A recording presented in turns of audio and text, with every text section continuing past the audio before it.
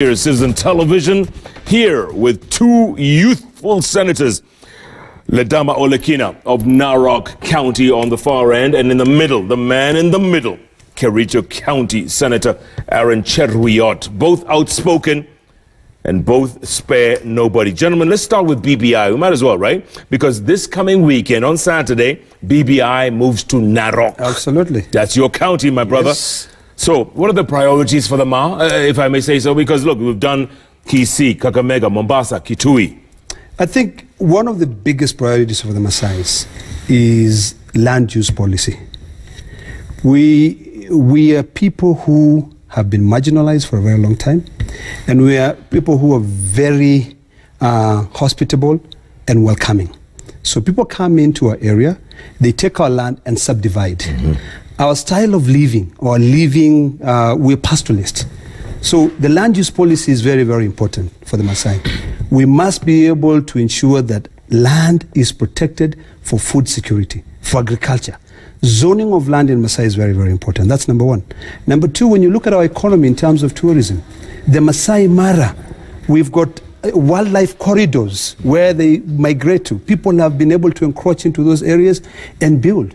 So we want all those houses destroyed, demolished, so that the animal can be able to get a place to be able to migrate. Number three, which is very, very important, is that when you look at the revenue share, what do you call it, formula, it has got to be designed in a way that it does not continue to discriminate against the Maasai. So are you saying you guys are against BBI? Okay. No.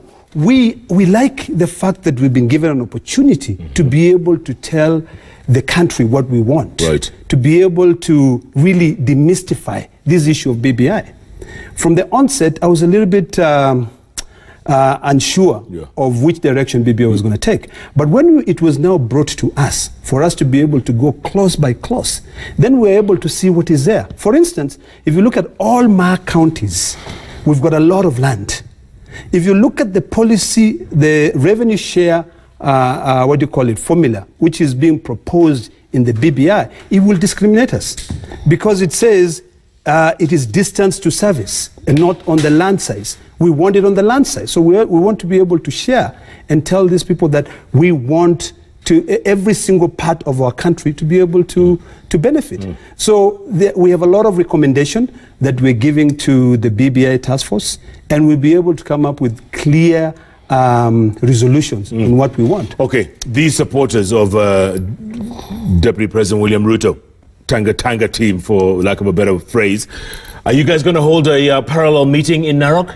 Because, there's something Ledama hasn't told you, that this week they had a planning meeting for this rally in Narok on Saturday. And one of the things they did is that they sent out all the leaders from Kajiado and Narok who are non-Ma speaking. As in, they excluded them? They excluded them. Even this meeting on Saturday, he will tell you that anybody, despite the fact that you reside in those counties where you believe that your interests are supposed to be taken on board alongside the rest of the communities, dominant or minority. We've been sold that BBI is about bringing Kenyans together, is about us coming together as a people. But seclusion is beginning right even in these BBI rallies. Therefore, on that meeting at Masai Lodge, leaders from Kajiado, an MP and about non-Ma, about 14 MCAs were asked to walk out. I think I saw them in one of your sister stations, in Noro TV, issuing a press statement saying we were dumbfounded. How can this be happening? We thought that this was... Is that true? It's really shocking that my colleague here, whom I have a lot of respect, would actually lie to Kenyans. We never sent anyone. How do you send somebody who was not invited? The people who were invited were there to discuss Maasai issues. The people who can be able to articulate on Maasai issues are Maasais. So you cannot listen. We never invited them. You don't, Jeff. If you don't come into my house, how do I send you? Now let me put it this way, because the facts are very stubborn. In the morning, those who are non-Maasais held a meeting in Rongai. We held a meeting at Masai Lodge. who are there to discuss on our issues. You've asked me, the first question you've asked me is that what is important for the Maasais? Correct. Is the issue of land. It's very, very important. So were these people sent away or not? At first, they were not there. Jeff, let me make it clear, they were not there. Listen, look for your Inoro TV reporter who covered that meeting. Because I watched it live. Honorable Manje of, I think that's Kajiado North or something, with about 13 or 14 MCAs saying, we showed up for this meeting because we know we are leaders. It's about BBI. Listen, Jeff, when we went to Kisii, it was all about all the communities that live around Nyanza. The Kurias were there, the Kisis were there, the Luos were there. When we went to the coast in Mombasa, you had all the Mijikendas, you had the Kambas living in the coast. Everybody. It's about a region. It's not about a tribe. No, you know, so Jeff, what is this that is so specific about... No, Jeff, let me put it this Jeff, there's one thing you've got to do. Go on. You've got to balance our time. You know, Ledama is my friend. So when we begin discussion, give me my time as well. Okay. Go ahead. Okay? Yep.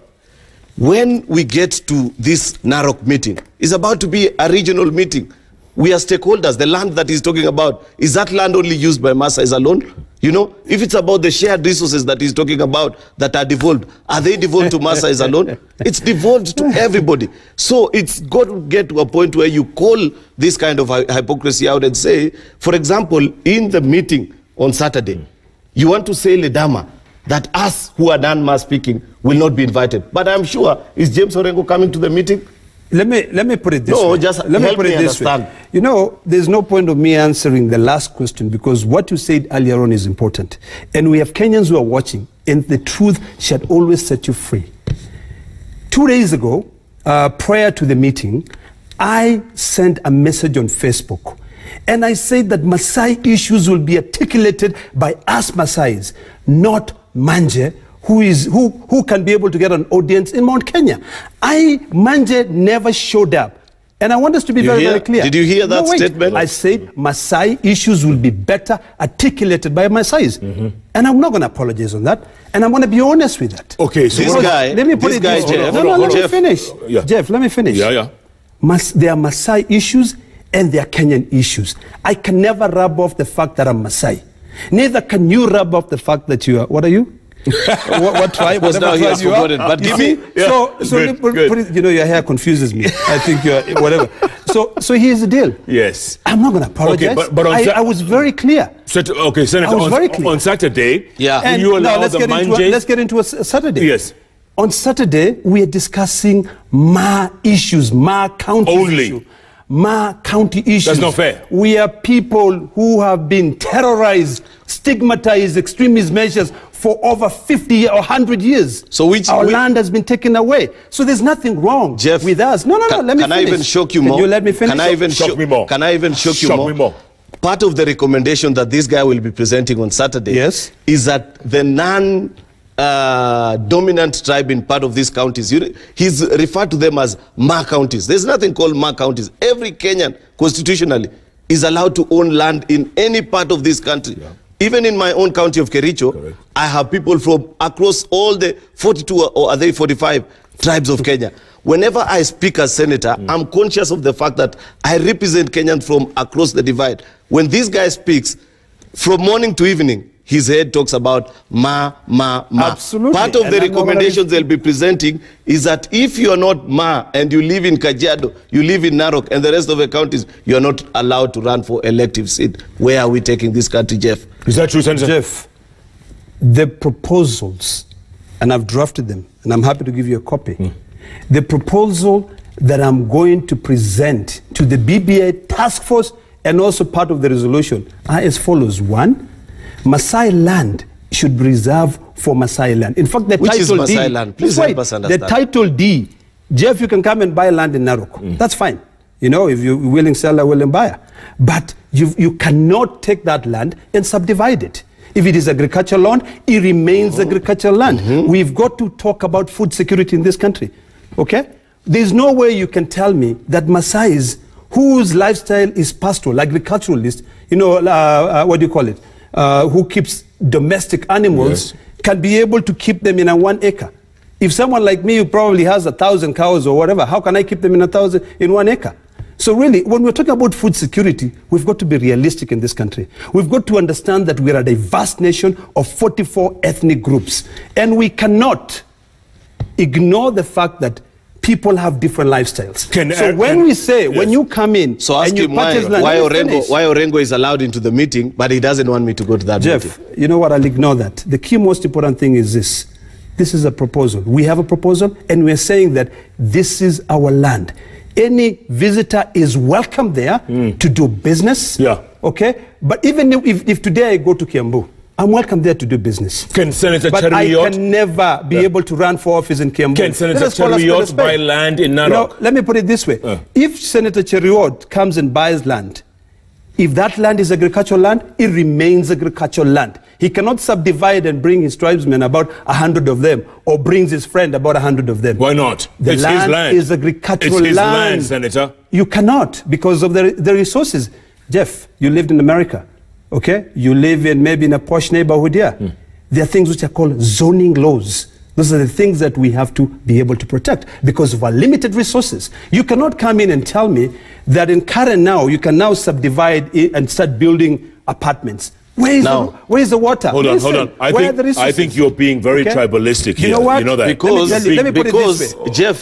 Jeff, if you allow this kind of conversation, you don't want to imagine where you will take us as a country. Jeff. Countries like Rwanda, Somalia, got to where they are because of this kind of politics. No. If you hear him tell you that he cannot go to Kiambu and buy land and run for office there, he is justified. Why not? It's a fact. Why not? It's a fact because you're an international guy. Jeff. When he was speaking, I allowed him his time. Please let him allow me my time. But I'm just telling him he's an international guy. He can run anywhere. Leave alone that. We've got to educate this guy to realize that even in this current parliament, there are people who are from the non-dominant tribes, but they represent people because representation has got nothing to do with the tribe. It's about leadership.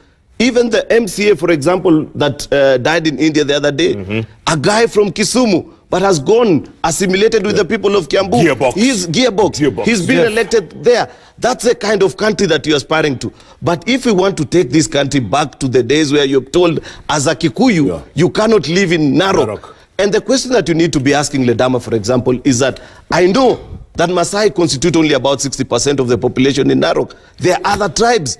All other tribes of a country are represented. Since when?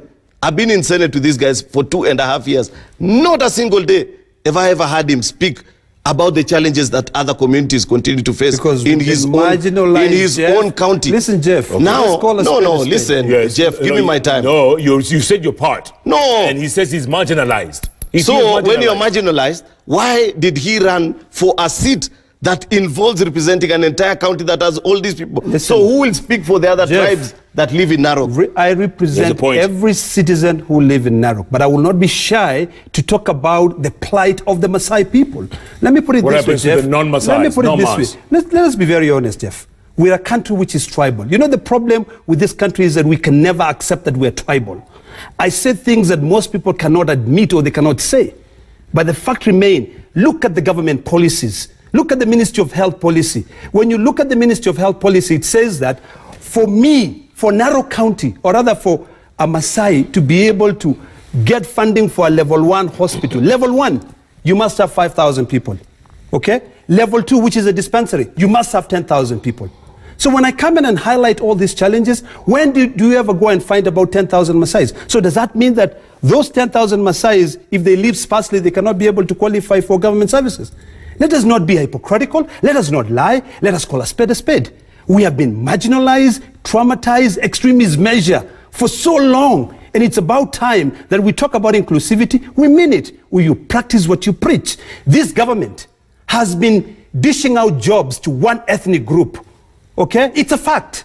You know, if you go to Kenya Pipeline Corporation, the board is made up of one tribe, a majority of it.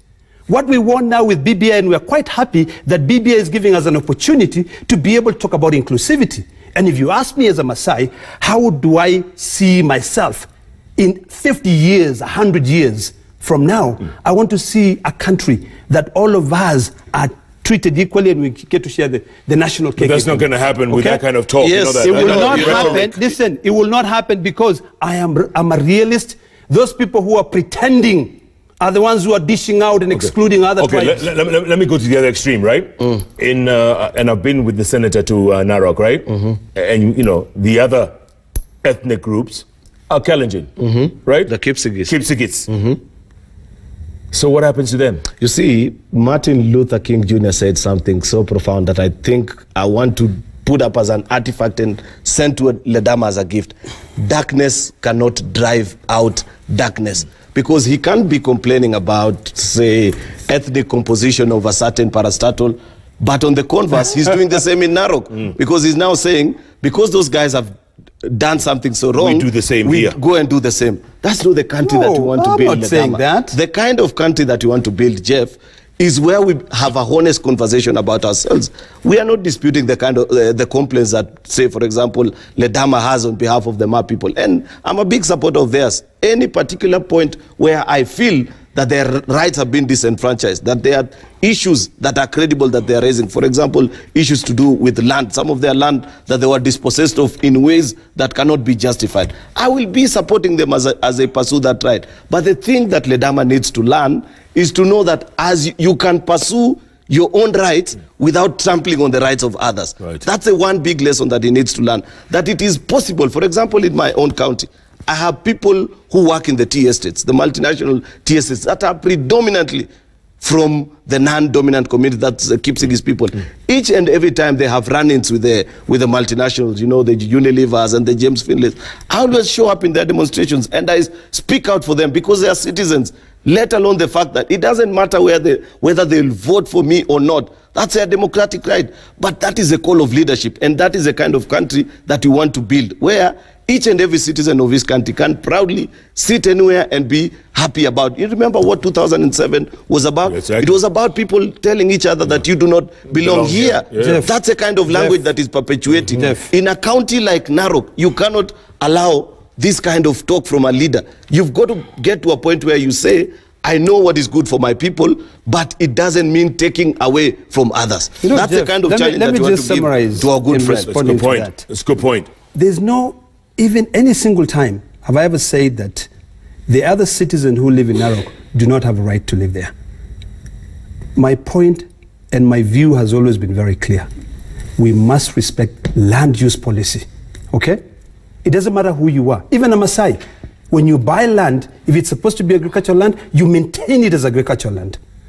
Okay? Yeah. We have got to be disciplined in this country. The reason why we are suffering, if you compare Narok and Cheruiyot, let us be honest. Most of the land in Cheruiyot has been historically taken up by multinational corporations. They've got no land. That's the reason why they encroach into our lands and territories. Let us be honest. If you go to Masai Mara right now, and one of the proposals that we have on the BBI is that enough. If you want to come and buy land in Masai land, don't come and put up a lot of mabatis. You leave that land. Let me tell you, at some point, maybe in March or April, when you're traversing Narok County, and you go next to Masai Mara, the place is littered with carcasses of dead animals, which have been hit by electric fence. Okay? We are trying to bring in discipline. Okay? Yeah. That is what we're trying to do. You sound like a tribal warlord. I'll take that, Ledama. I will be honest, Ledama. I will take that responsibility. Ledama. If you say I'm tribal because I'm fighting for us to be disciplined, what about the right? What about the right to run for office? You know, let me put it this way. Even Moi himself, and I respect him for that.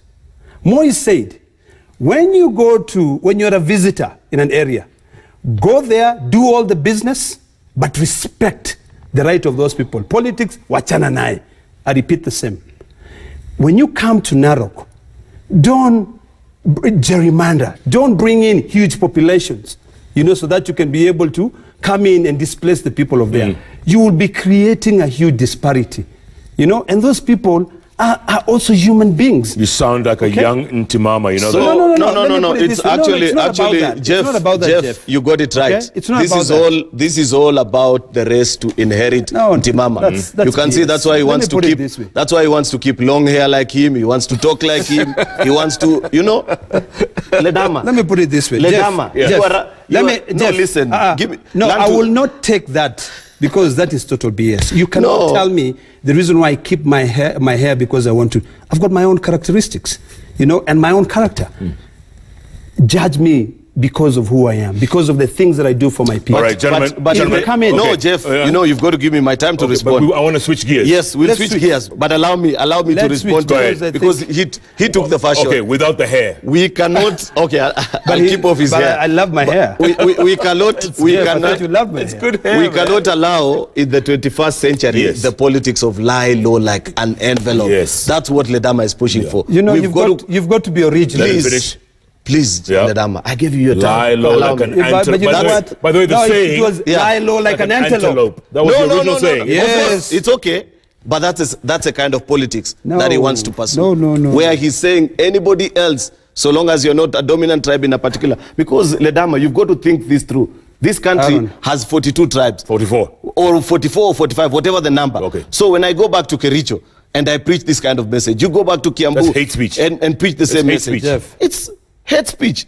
That's not the kind of message that we should... Hold on, let me finish. We've got to be careful about this BBI message. Yeah. Because if we are talking about inclusivity and we go out to the kind of meeting that these guys will be having in Narok... What do you mean these guys? Are you not going? No, how am I supposed to go? What do you mean? Are you not going? This guy... But you people are now in BBI. I have asked him if I'm allowed to come. He said, you're not allowed to come. When did he say that? I asked him when we were out there. No. Let me put it this way. So am I allowed to come? Let me summarize this. Can I come?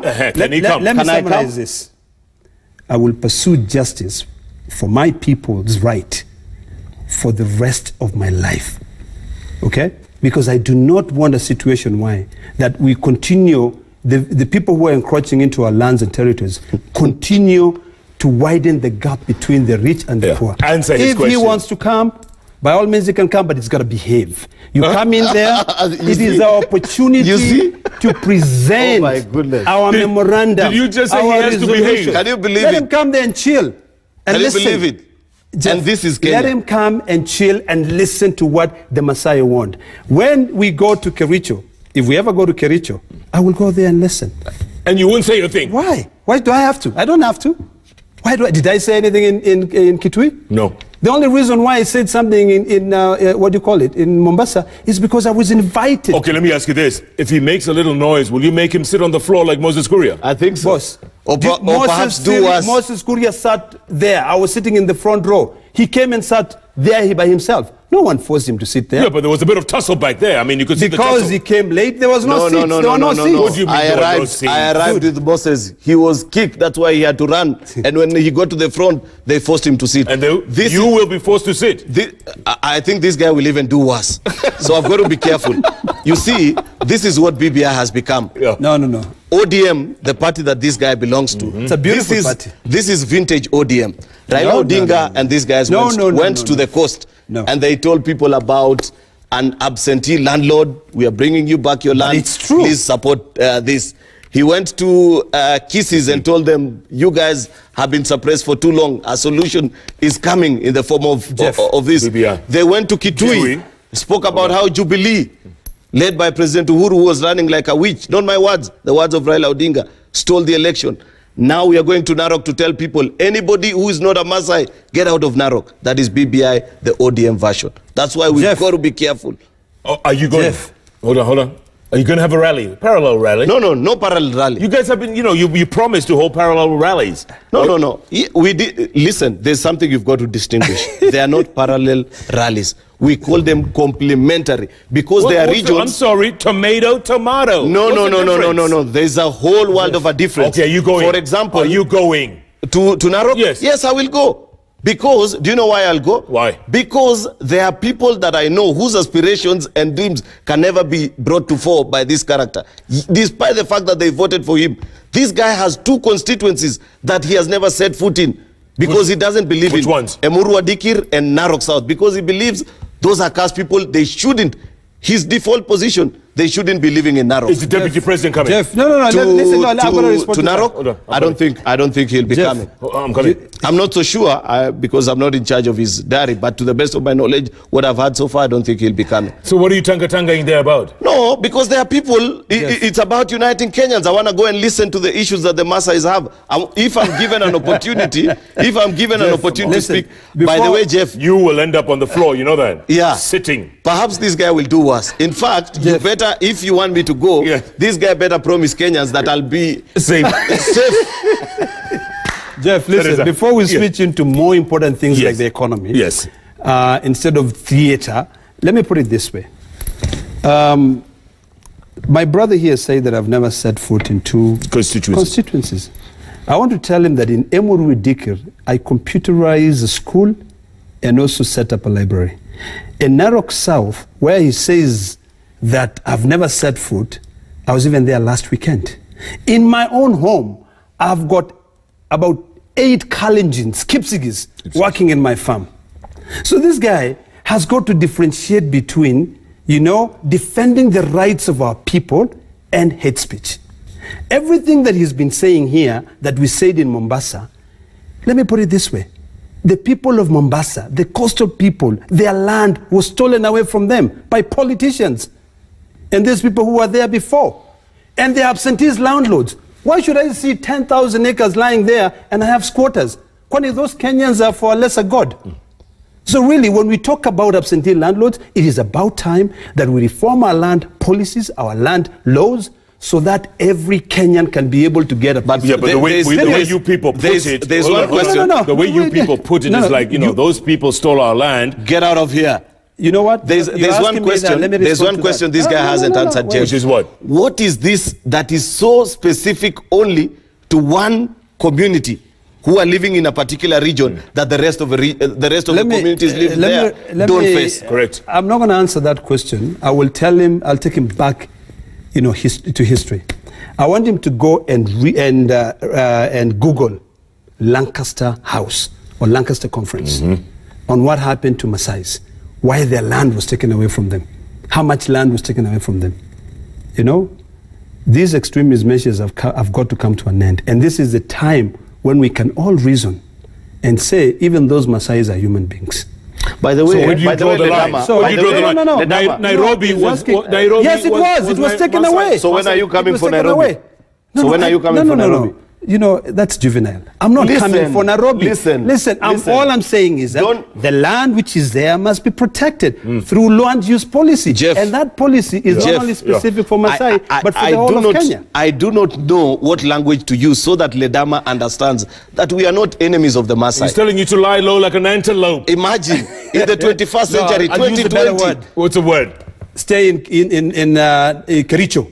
and drink the tea. Leave Narok to me and my people. That's what I'll tell them. Oh, Jeff, my goodness. This is not the first time this year. It's the first time, gentlemen. You have forced me. Gotta take a break. Goodness gracious me. You guys are stressing me on this day, man. But it's a fact. Keep tweeting at Koinange Jeff at Citizen TV Kenya. The hashtag is JKLive. If we can't get along on this bench, can we ever get along out there? Now let's talk about the economy. We're coming back. Take a break. We'll be back in a moment. No. He wants to do. We haven't finished BBI. And he's not being factual.